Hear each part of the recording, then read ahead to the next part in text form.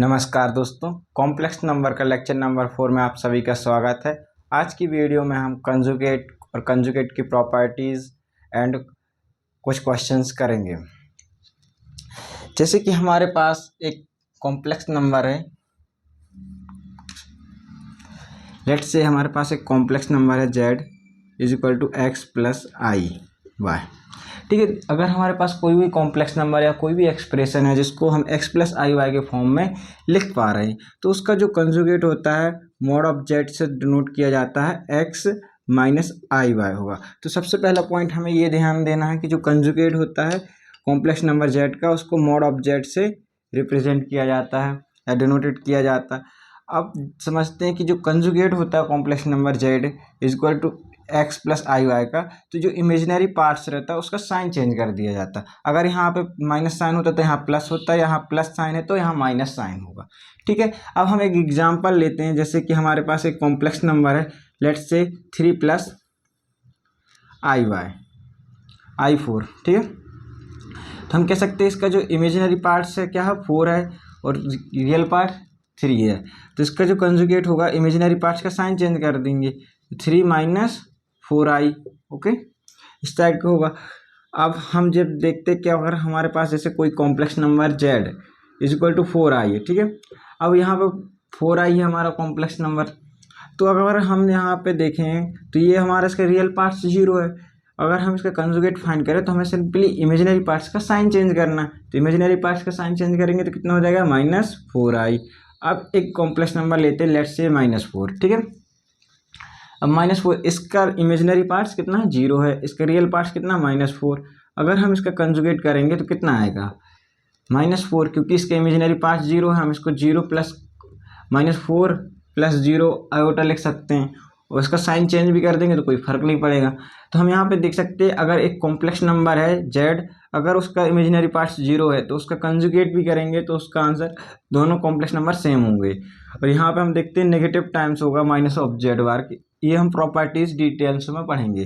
अब हमने यहाँ पे एल्जेब्रिकली मीनिंग समझ लिया कि कॉम्प्लेक्स नंबर को किस तरीके से हम फाइंड कर सकते। अब हम इसकी ज्योमेट्रिकल मीनिंग देखते कि कंजुगेट की मीनिंग क्या होती है।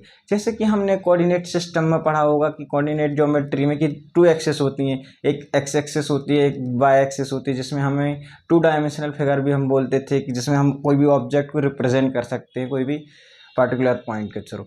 तो वैसे ही हम यहाँ पे सीखेंगे कि कॉम्प्लेक्स नंबर को किस तरीके से रिप्रेजेंट कर सकते हैं। हम यहाँ पे जो कॉम्प्लेक्स नंबर है एक कॉम्प्लेक्स प्लेन में ड्रॉ करते हैं, जहाँ पे हमारे पास 2 एक्सेस होती हैं, जैसे कोऑर्डिनेट एक्सेस होती है ना ज्योमेट्री।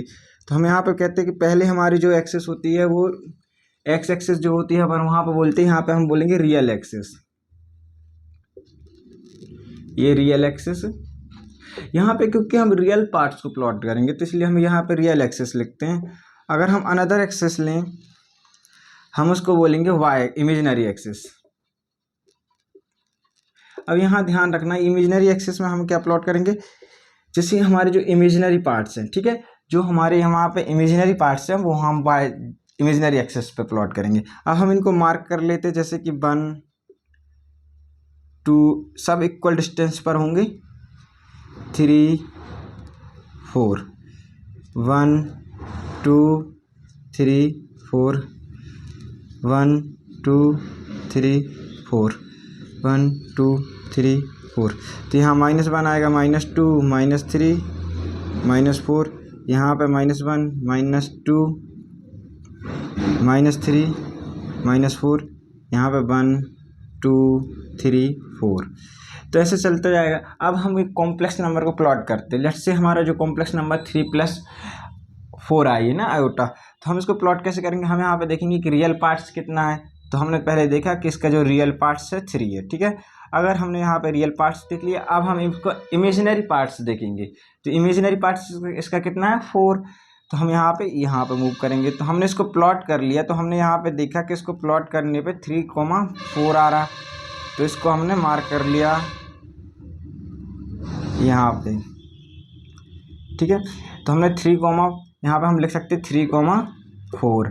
तो यहाँ पे रियल पार्ट्स कितना हो गया, 3, इसका इमेजिनरी पार्ट्स कितना हो गया, 4। अब हम इसको पी ऑफ जेड से रिप्रेजेंट कर देते हैं, let's say P of Z, ठीक है। अब हमने ये 3,4 प्लॉट कर लिया। अब हम इसके कंजुगेट को प्लॉट करते हैं और देखते क्या आता है। ठीक है, जैसे हम कंजुगेट को प्लॉट करेंगे 3, पहले इसका रियल पार्ट्स देख लेंगे तो 3 है।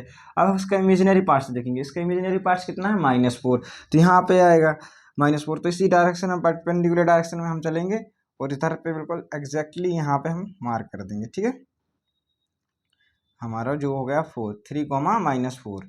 अब इसको कॉम्प्लेक्स नंबर को P' से हम रिप्रेजेंट कर सकते।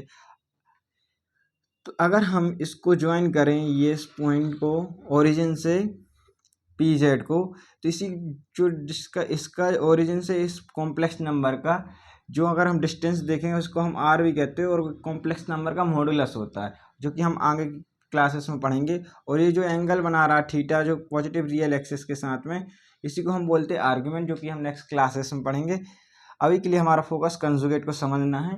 अगर हम इनको ज्वाइन करें कंजुगेट को और उस पॉइंट को, तो हम ऑब्जर्व ये करते कि इसका डिस्टेंस इससे डिस्टेंस और इसका डिस्टेंस इससे, ऐसे ही कोई भी पॉइंट हम यहाँ पे लें, कोई भी पॉइंट इस लाइन पे, उसका रियल एक्सिस से डिस्टेंस और इसका कोई भी पॉइंट कर लें तो यहाँ पे दोनों का डिस्टेंस बराबर आता है। ठीक है, तो एक प्रकार से ये जो लाइन है वो रियल मिरर इमेज की तरह एक्ट करती है, मिरर की तरह एक्ट करती है।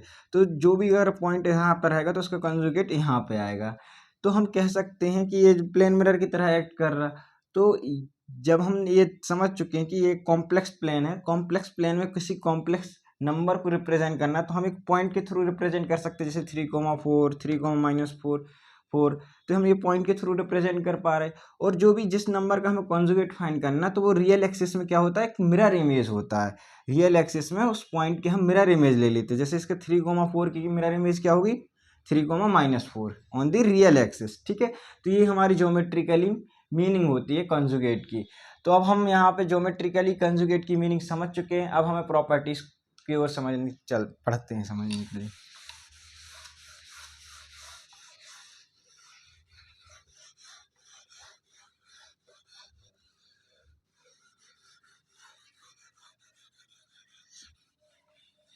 जैसे हम पहली प्रॉपर्टीज देखते हैं, अगर हमारे पास कॉम्प्लेक्स नंबर है Z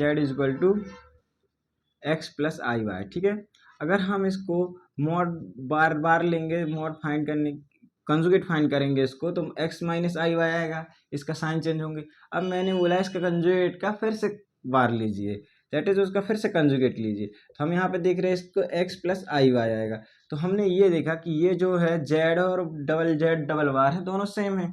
तो ये प्रॉपर्टीज हम बना सकते हैं कि अगर हम किसी कॉम्प्लेक्स नंबर का कंजुगेट फाइंड करते हैं और फिर कंजुगेट का फिर कंजुगेट फाइंड करते हैं, दैट इज डबल बार, तो हमें को वापस में वो कॉम्प्लेक्स नंबर मिल जाता है, जैसे कि हमने यहाँ पे अभी देखा। अब हम एडिशन में देखते हैं।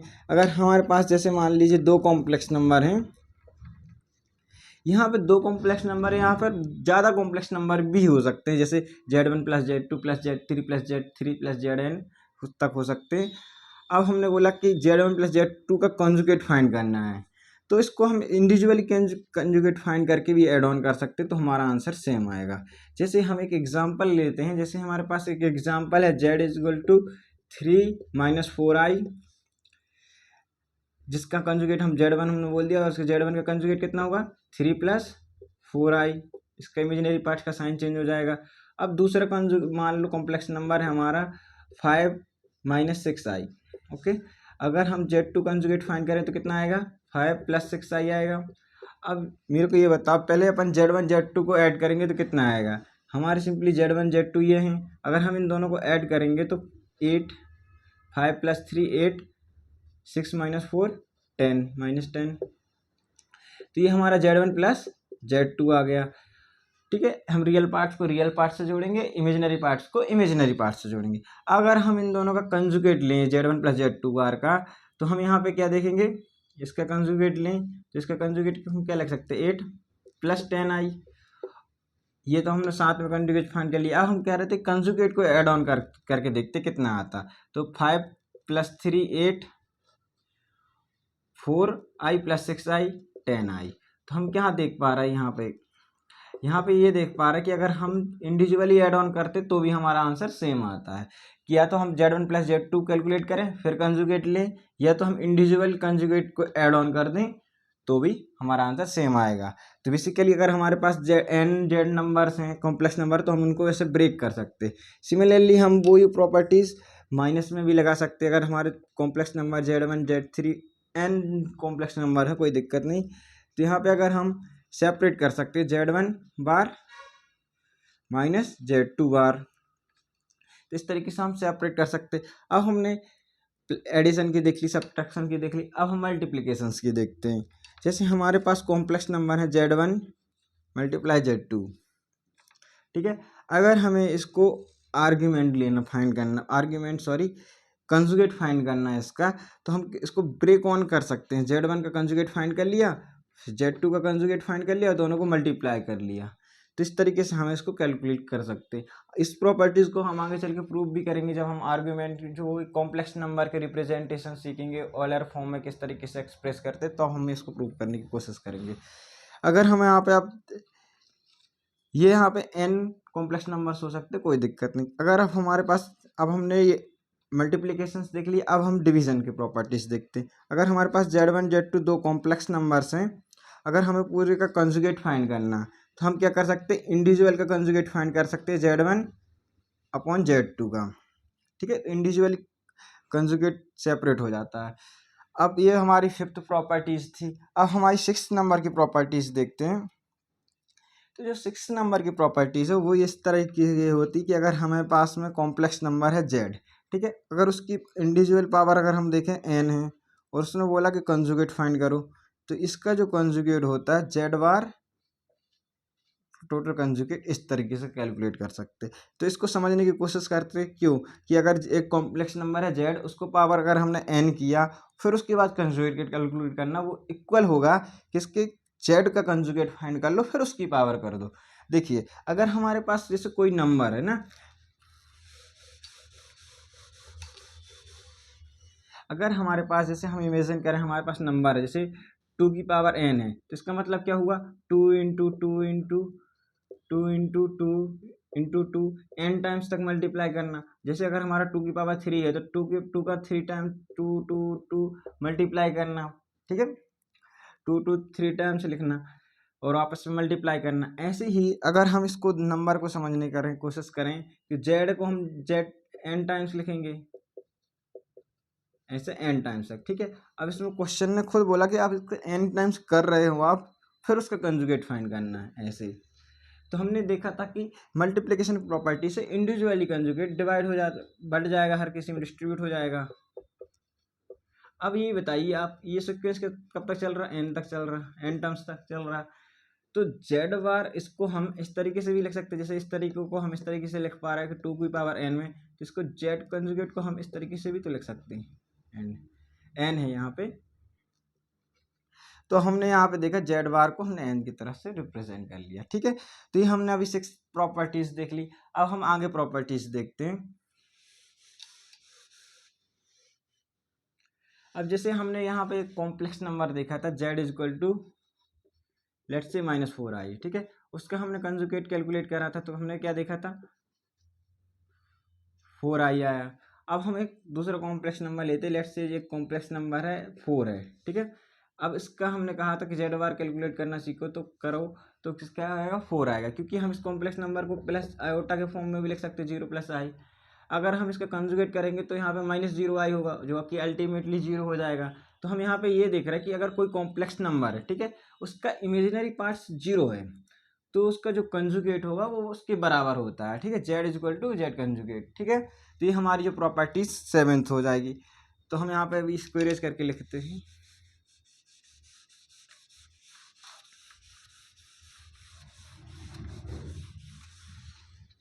तो हम 7th प्रॉपर्टीज में लिख सकते हैं कि जो Z है वो Z बार के इक्वल होगा।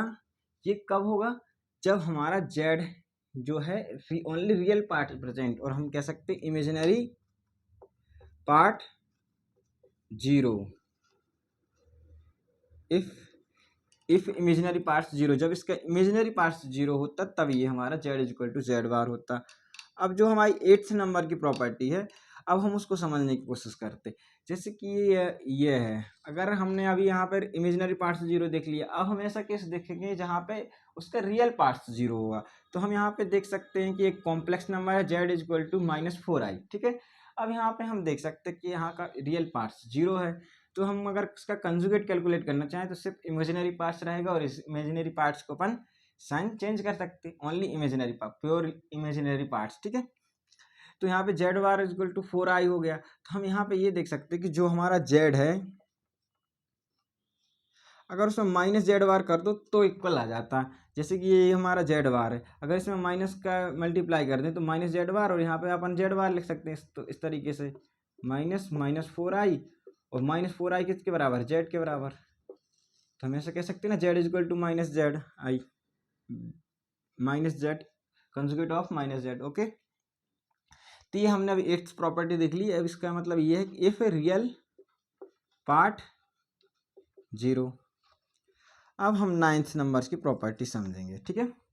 अब ये बताओ मेरे को, अगर हमारे पास दो कॉम्प्लेक्स नंबर है जेड और जेड बार, ठीक है, अगर हम इन दोनों को ऐड ऑन करेंगे तो क्या आएगा, जेड प्लस जेड बार को क्या आएगा। यहाँ से देख सकते हैं कि इसका जो रियल पार्ट से जुड़ जाएगा तो 2x हो जाएगा।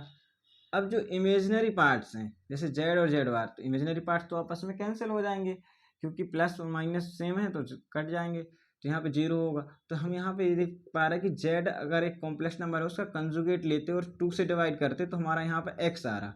अब ये बताओ x किसके बराबर है, x को हम क्या ऐसे लिख सकते हैं कि ये रियल पार्ट ऑफ जेड है, बिल्कुल लिख सकते हैं क्योंकि रियल पार्ट ऑफ जेड कितना x है। सिमिलरली इसको हम ऐसे भी लिख सकते हैं, इसको ये इसको इसके भी तो इक्वल है, इसका भी तो रियल पार्ट x है, real part of Z conjugate, ठीक है। तो ये हमारी नई प्रॉपर्टीज हो गई।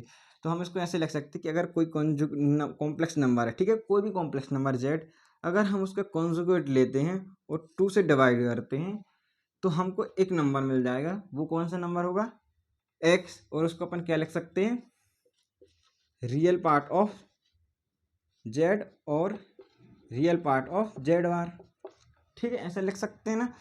बहुत से क्वेश्चन में तुमको कहीं पे जेड प्लस जेड बार मिलेगा तो तुम उसको 2 times real part of Z कर सकते हो। और जो ये प्रॉपर्टीज़ हैं तुमको डायरेक्टली क्वेश्चंस में यूज़ करनी होंगी। जब क्वेश्चन में बोला जाएगा कि एक कॉम्प्लेक्स नंबर है जिसका जेड इक्वल टू जेड बार है, तो तुम्हें यहाँ पे खुद समझना होगा कि यार इसका जेड इक्वल टू जेड बार कब होगा, जब उसका इमेजिनरी पार्ट्स 0 होगा। जैसे हमने यहाँ पे देखा था कि एक इक्वेशन ली थी कि ये है जेड है और जेड बार है, इसका कंजुगेट इक्वल कब होगा, जब इमेजिनरी पार्ट्स 0 है। तो उस क्वेश्चन में तुम्हें इमेजिनरी पार्ट्स 0 यूज करना होगा। तो इस हिसाब से ये भी प्रॉपर्टी इंपॉर्टेंट है, ये भी इंपॉर्टेंट है ना, कि जेड इक्वल टू -जेड बार होगा तब कब, जब रियल पार्ट इसका 0 होगा, ठीक है। अब हम आगे समझते हैं 10th नंबर प्रॉपर्टीज में। अब ये बताओ, जब हम यहाँ पे जेड प्लस जेड बार ले चुके हैं तो क्या हम जेड माइनस जेड बार ले सकते हैं, बिल्कुल ट्राई कर सकते हैं। तो चलिए ट्राई करते हैं, जेड माइनस जेड बार, अब इसकी वैल्यू कैलकुलेट करते हैं। अब इस यहाँ पर -x हो जाएगा, +x -x 0, और ये minus minus plus i Y हो जाएगा, इसको ऐड करेंगे +i y तो 2i y। तो हम इसको ऐसे लिख सकते हैं ना, z minus z bar upon 2i is equal to y। Simply हम इस तरीके से लिख सकते हैं। तो हम इसको क्या कर सकते हैं, ये जो हमारा y है अब वो किसके इक्वल है, हम कह सकते हैं जो इमेजिनरी पार्ट्स ऑफ z, तो इसको हम लिख सकते हैं इमेजिनरी पार्ट्स ऑफ z। अब ठीक है, इसको इस तरीके से लिख सकते हैं। अब कोई बोल रहा है कि भाई मेरे को इमेजिनरी पार्ट्स ऑफ जेड तो लिख लिया, मेरे को कुछ क्वेश्चंस में जरूरत है कि imaginary part of Z conjugate आना चाहिए। तो उसके लिए क्या कर सकते हैं हम, imaginary parts of Z conjugate कितना है, -y, तो दोनों साइड माइनस माइनस का मल्टीप्लाई कर दो। तो जब यहाँ पे माइनस का मल्टीप्लाई होगा तो यहाँ पे -z आ जाएगा, +z बार आ जाएगा अपॉन 2i रिमेन अनअफेक्टेड, तो यहाँ पर -y आ जाएगा, और -y को हम लिख सकते हैं imaginary part of Z conjugate, ठीक है। तो इस तरीके से लिख सकते हैं। मैं इस प्रॉपर्टी को राइट डाउन कर रहा हूँ।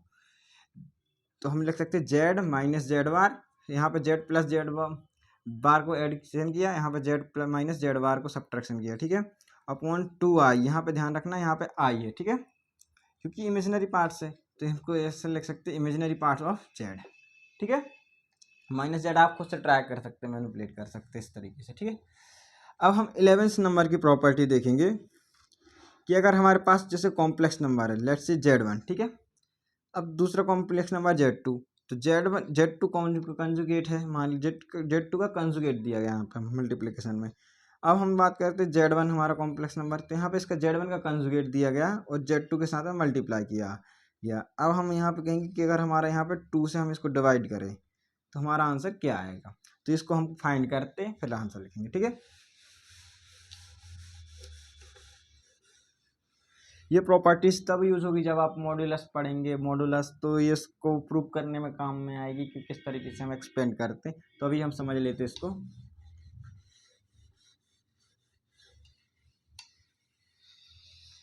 अब ये देखिए, अगर हम जैसे बात करें आपसे कि अगर हमारे पास कोई कॉम्प्लेक्स नंबर है Z, ठीक है, अगर हम उसको डबल बार, हमने फर्स्ट नंबर की प्रॉपर्टीज देखी थी, अगर जब डबल बार करते तो हमारा कोई सेम कॉम्प्लेक्स नंबर आ जाता।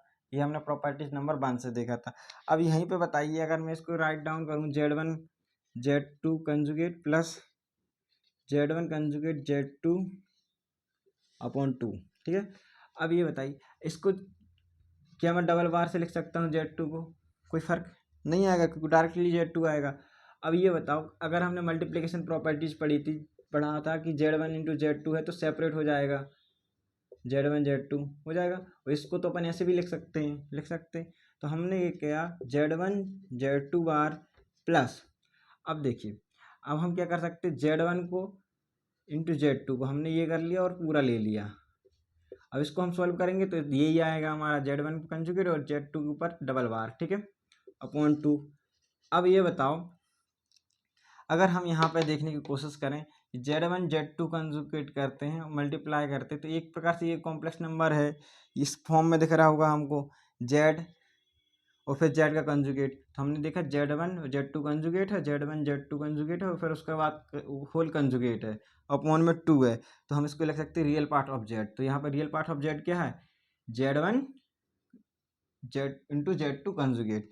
तो हम डायरेक्टली यहाँ पर रिजल्ट लिख सकते हैं कि real part of Z1 Z2 conjugate. अब इसमें खुद बोला कि इसमें अपन ने ये देखा था कि real part of Z conjugate के भी इक्वल होता। तो हम यहाँ पर सिंपली कंजुगेट ले लेंगे। तो यहाँ पे कंजुगेट लेंगे तो कितना आएगा, रियल पार्ट्स ऑफ, यहाँ पे Z1 Z2 का कंजुगेट लेंगे तो टोटल कंजुगेट लिखेंगे तो क्या आएगा, Z1 कंजुगेट और Z2 डबल बार, और Z2 डबल बार कितना होता है, Z1 Z2।